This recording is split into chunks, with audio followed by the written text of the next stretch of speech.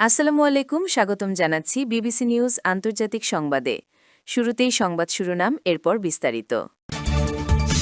নিয়ন্ত্রণহীন পারমাণবিক অস্ত্রের যুগে বিশ্ব সংঘাত কি আসন্ন? খামেনির উচিত খুবই উদ্বিগ্ন হওয়া, ট্রাম্প। বিদেশি নাবিকসহ দুটি তেলবাহী ট্যাঙ্কার জব্দ করেছে ইরান। ৪৫৯ শিশুকে যৌন হেনস্থা, অস্ট্রেলীয় ব্যক্তির বিরুদ্ধে ৫৯৬ অভিযোগ। দর্শক, এতক্ষণ শুনছিলেন সংবাদ শিরোনাম, এখন বিস্তারিত। নিয়ন্ত্রণহীন পারমাণবিক অস্ত্রের যুগে বিশ্ব সংঘাত কি আসন্ন? বর্তমান বিশ্বের সামরিক অস্থিতিশীলতা প্রশমনের জন্য যে কয়েকটি অতি গুরুত্বপূর্ণ আন্তর্জাতিক চুক্তি রয়েছে তার মধ্যে অন্যতম হল নিউ স্টার্ট চুক্তি। নিউ স্টার্ট হল বিশ্বের দুই বৃহত্তম পারমাণবিক শক্তিধর দেশ যুক্তরাষ্ট্র ও রাশিয়ার মধ্যে স্বাক্ষরিত সর্বশেষ কার্যকর পারমাণবিক অস্ত্র নিয়ন্ত্রণ চুক্তি। এর পূর্ণরূপ হল স্ট্র্যাটেজিক আর্মস রিডাকশন ট্রিটি। আজ ৫ ফেব্রুয়ারি ২০২৬ এই ঐতিহাসিক চুক্তির মেয়াদ আনুষ্ঠানিকভাবে শেষ হল। ফলে কয়েক দশকের মধ্যে এই প্রথম বিশ্ব পারমাণবিক অস্ত্রের ওপর কোনো আইনি নিয়ন্ত্রণহীন এক অনিশ্চিত যুগে প্রবেশ করল।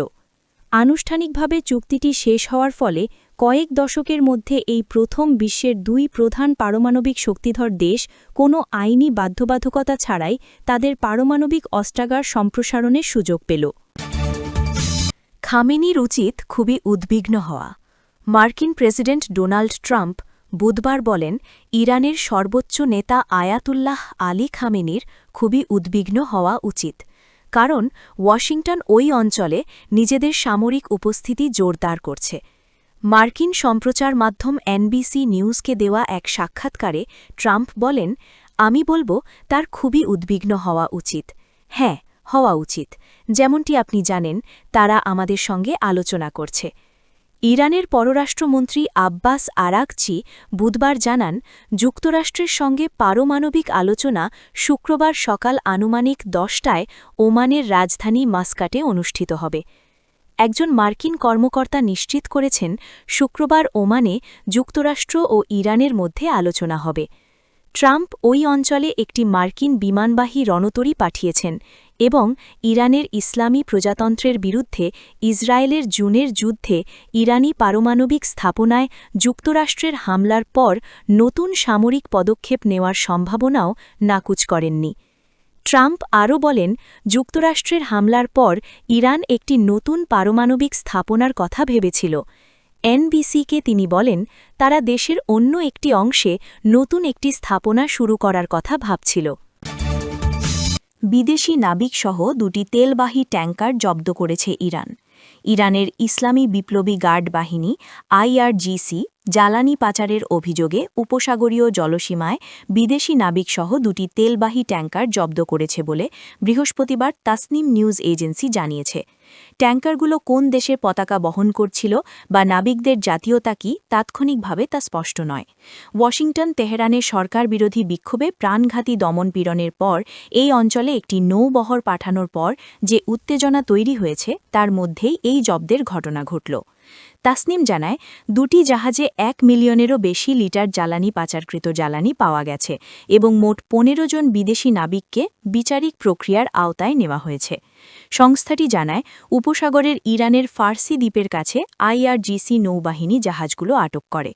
প্রতিবেদনে আরও বলা হয়, ট্যাঙ্কার দুটি কয়েক মাস ধরে পাচার কার্যক্রমে জড়িত ছিল এবং নজরদারি, থামানো এবং গোয়েন্দা অভিযানের মাধ্যমে সেগুলো শনাক্ত ও আটক করা হয়।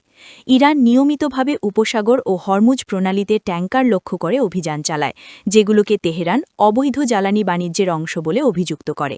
হরমুজ প্রণালী বৈশ্বিক জ্বালানি ও তরলীকৃত প্রাকৃতিক গ্যাস পরিবহনের একটি গুরুত্বপূর্ণ সংকীর্ণ পথ। সাম্প্রতিক মাসগুলোতে এ ধরনের ঘটনার ধারাবাহিকতায় এটি সর্বশেষ ঘটনা।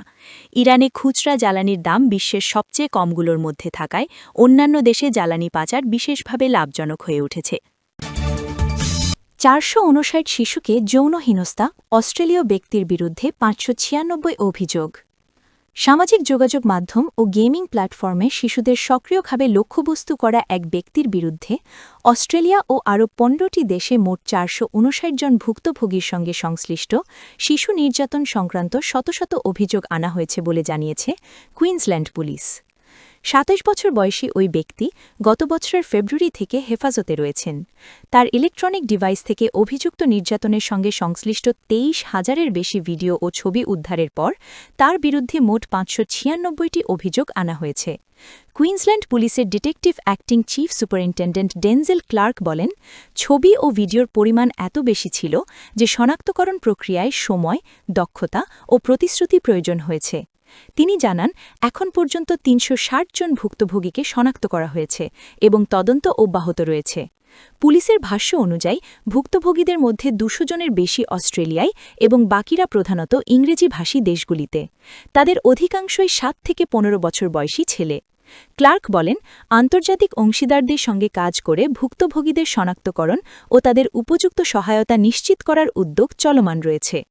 তিনি সতর্ক করে বলেন, জনপ্রিয় অ্যাপ, গেম ও সামাজিক যোগাযোগ মাধ্যমের মাধ্যমে শিশুদের প্রলুব্ধ করা, বাধ্য করা বা হুমকি দিয়ে নিজেদের যৌন ছবি তুলতে ও পাঠাতে বাধ্য করার ঘটনা ক্রমবর্ধমানভাবে বাড়ছে।